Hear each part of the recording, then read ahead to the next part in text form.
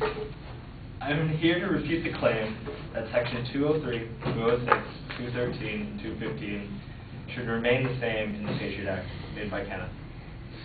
I'm going to talk about how, 1, the wording of my opponent's source was vague and can allow for a very broad range of information to pertain to information relating to the ability of the United States to defend itself against terrorism, sabotage, and clandestine intelligence activities of foreign powers.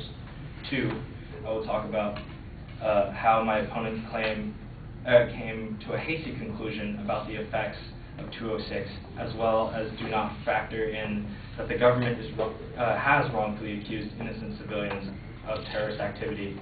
And 3, the final point I will talk about is how my opponent's source was again vague when using the term reasonable cause as a way to judge an issue, as a way a judge can issue a sneak and peek warrant.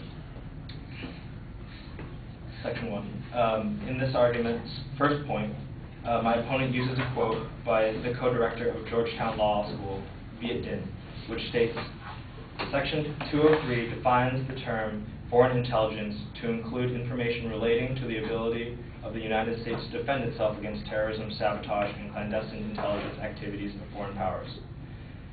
This use of the phrase information relating to allows for a broad interpretation of the information which the United States can use to defend itself. Because the term is so broad, federal agents have the potential to then infringe on the public's Fourth Amendment rights as long as it pertains to the defense of the state. In my opponent's response to Section 206, he states that Section 206 will create much hesitancy in terrorism investigations and a complete block of intelligence for counterterrorism. Can hesitancy be good? An example of a Canadian man who was wrongfully accused of being a terrorist in September of 2003 would say that the United States needs more time to run thorough background checks on their own. Due to a hasty information collected by the Royal Canadian Mounted Police, passed to the U.S. Authorities, along with a lack of background checks by the U.S. federal agents, this man was wrongfully detained, deported overseas, and tortured. My opponent goes on to say that the Amendment 206 will lead to completely blocking intelligence for counterterrorism. This is completely wrong, and is jumping to a hasty conclusion. What we have to remember is that the Patriot Act is amending the U.S. Code, which has been in place long before the Patriot Act. And wiretapping has been going on before the Patriot Act as well, meaning that the collection of intelligence for purposes of counterterrorism will not completely stop. For my final point, I'm going to address the source my opponent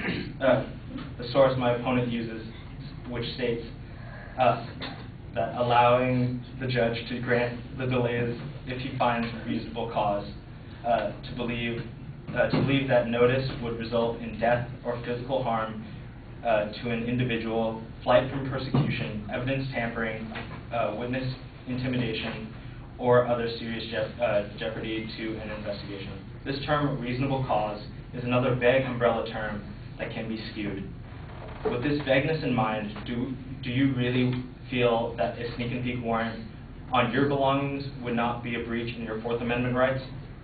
In closing, the wording of my opponent's source was vague and can allow for a very broad range of information to pertain to information relating to the ability of the United States to defend itself against terrorism, sabotage, and clandestine intelligence of foreign powers. I also talked about how my opponent came to a hasty conclusion about the effects of Section 206, as well as did not factor in that the government has wrongfully accused innocent civilians of terrorism before. And the last point I talked about is how my opponent's source was again vague when using the term reasonable cause as a way for a judge to issue a warrant.